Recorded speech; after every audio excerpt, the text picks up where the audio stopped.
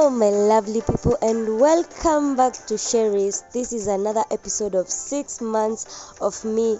Make sure you subscribe, like, share, comment. Let's keep growing. And today we are talking about ways to improve your self-worth. In the last video, we learned about self-worth. And the few things that I've learned about self-worth, the definition, and how to evaluate your self-worth. And in today's video, I'm going to be talking about ways in which you can actually improve your self-worth. So here are some ways in which you will improve your self-worth. Number one, get to know yourself better. Many of us think that we actually know ourselves, but we don't. We just know some little minor things about ourselves, like our color, our names, our favorite color, our favorite food, our height, our shoe size, the size of our waist, maybe our measurements, our hobbies, but we don't know ourselves past the base, the surface level version. You have to know, do you know yourself, how you react under different types of stress and pressure? Do you know what makes you happy, what brings joy to you? Do you know yourself past the version of you that people know? Do you know what are your desires? And if you know your desires, do you know why you're desiring the things that you're desiring? Do you know why you keep repeating the same habits over and over again? You have to acknowledge and accept that you're not maybe perfect, and you have to improve. You can't improve what you don't acknowledge and accept needs improvement. So you have to know yourself, and you have to learn yourself so that you get to the point of your weaknesses and your strengths. We all have our strengths and weaknesses. It's all about being brave and courageous enough to dig past the basic and allow ourselves to face the superficial side of ourselves. We are more than what people see. We are more than actually we acknowledge ourselves for. Number two, take a deep dive into your identity. Who do you identify yourself as? Matter of fact, who have you allowed people to identify you as? Many of our actions are actually incited by the identity which we take in ourselves. For example, if you think you're lazy and you have formed that identity that I'm a lazy person, every time you need to get something done, it will actually not be done. The chances of it getting done are very much lower compared to it getting it not done, because you have identified yourself as a lazy person, and so most of the actions you take will actually revolve around that identity that we have created for ourselves. For more insight about how identity affects our lives and our habits, read Atomic Habits, especially the article on how to change your beliefs and stick to your goals. And that, forgive yourself for the times which you had low self-worth. One thing that often holds people from fully embracing their new best versions is holding on to the times when they had low self-worth. It is the shame of allowing people to use you like a doormat. It's staying in the toxic environment and learning to form a personality from that toxic environment. We often feel guilty and shame of how we let people or how we let things unfold in the past. And if you can't acknowledge and forgive yourself and actually now try and put in actions to improve your self-worth, you will stay stuck there and you will make more and more bad decisions. So you have to understand that you did what you did with the little knowledge that you had at that time, and you now have to pave way for self-improvement. And number four, improve your boundaries. It will help in relationship with other people and with yourself. Our self-worth is affected when other people constantly violate our boundaries. So be vocal about your boundaries. If you want to say no, and say it without any guilt. If you want to go somewhere and maybe nobody else want to go there and do it with no guilt. Like, improve your boundaries. And also the boundaries with yourself. No, like, when you tell yourself you will do something, do it. Our self-worth is affected when other people constantly violate our boundaries, because this makes us feel powerless, since we are not communicating our needs. Not communicating our needs makes us feel powerless. So be vocal about your needs, and be vocal about your boundaries. Be vocal about the stuff that you want people to do to you. Embrace that more. Number 5, be more compassionate and supportive. I know you're thinking to yourself, man, I'm so kind, I'm so caring, I'm so supportive to my friends and family. I am that a friend that people go to. No, I'm not talking about that. I'm talking about improving yourself and being compassionate and supportive to yourself. To improve your self-worth, you must be compassionate to yourself, i.e. ways in which you can be compassionate to yourself is like no name calling, no bullying yourself, no putting everyone else's needs first and neglecting yourself, no beating yourself up for every little mistake you make. Fill your own cup first, allow yourself to make mistakes. That's how you learn. Don't sacrifice your needs for the sake of others. I told you don't have to set yourself on fire so that others can be warm. No. To do this, you have to be aware of your self-talk. The little voice in your head that counters your intuitive thoughts. Your intuitive voice, that little voice in your head that plants doubt in you, that little voice in your head that tells you that you won't make it, and plants fear in you and makes you feel so stuck in the time that you are in. That voice, you have to be aware of it.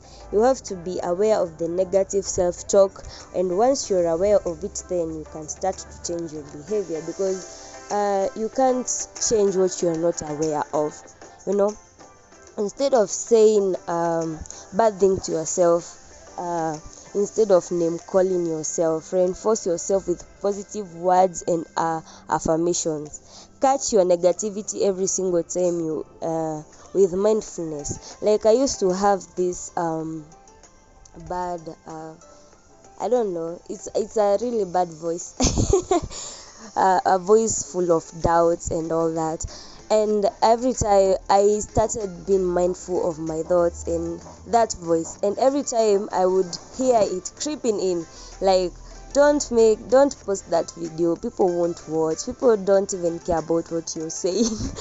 And I was like, no, I have to raise my voice, my passionate voice, my intuitive voice, above this other voice. And and now someone gave me a challenge to post 3 videos in a week, and I was like, I can't do that, I don't have enough videos for that, and I don't have enough equipment, blah blah blah. I could keep on going about the excuses of I don't have, but I took the challenge because my voice is now more powerful than the voice of doubt. So make your voice of reason more powerful than your voice of doubt, and you'll thank me later. Number 6, work on trusting yourself more.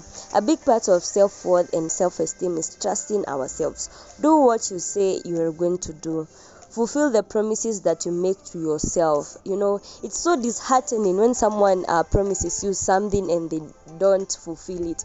And how sarcastic is that we often don't fulfill the promises that we make to ourselves. Actually, than people make promises to us and fulfill them. Like, promises the promises that people make to us, they fulfill them more than we fulfill the promises we make to ourselves, most of us. So you have to start fulfilling the promises that you make yourself, and that's how you learn to trust yourself. That's how you learn to actually trust your instincts, and that's how you learn to depend on yourself for happiness and for peace, and that's how you learn self-mastery. Personal growth is merely the process of learning to lie to yourself less. We do lie to ourselves, especially when we see something being sold, and we are like, I will buy that. You have no intentions of buying it. That's lying to yourself. Or maybe when you see a workout video and save it and tell yourself, I'll do it, and you don't have any intention of doing it. That's lying to yourself. And if you lie to yourself, tell me why you won't allow other people to lie to you. Tell me why you won't tolerate liars. Tell me why you won't lie to your other people yourself. And you tell yourself this lie constantly that you actually believe it's true. So stop lying to yourself and stop procrastinating. Stop living in your head, and stop being indecisive. Stop asking for small advices. Learn to trust yourself more. Learn to put that trust and accountability on you, because the moment when you start asking people or trusting people on your decisions, you're actually putting the accountability on them. You don't want it to be your fault. You want it to be theirs in case it doesn't go well. So no, in order to increase your self-worth, you have to stop that and start trusting yourself more. Number 7, separate your self-worth from your appearance. In our society, especially for girls and women, we have been actually lied to that our self-worth comes from being beautiful, and being beautiful according to society, maybe being light-skinned and having a slender figure. And I can go on about this. You understand me, So you'll always feel ugly no matter what you look like if you hate yourself. So when you don't love yourself, you self-sabotage, you will self-sabotage, you are insecure, and you will make bad decisions. Tying your self-worth to your appearance sounds like when you feel good, when you wear good clothes, when you wear makeup, that's when you feel like you're worthy. That's when you feel like you're worthy of attention and love, and but you should feel like that every day, every other day, every time. You stop tying your self-worth to your appearance. When you lose weight or when you gain weight, you should always feel worthy, because your worth is not in your appearance. Your worth is not in your weight. Your worth is not in your dress code. Your worth is not in your physicality. As much as we should take care of our physicality and embrace self-care, we should not hate our bodies. We should not hate this part of ourselves that we feel are not worthy. So remove those feelings of unworthiness of you. There is a whole side of you that is beautiful and creative, supportive, loving, cheerful, motivative, and wonderful in a million ways that doesn't revolve around how you look. I hope we all find acceptance and respect the stage in which we are in our growth, physically growth at this point, and love ourselves regardless.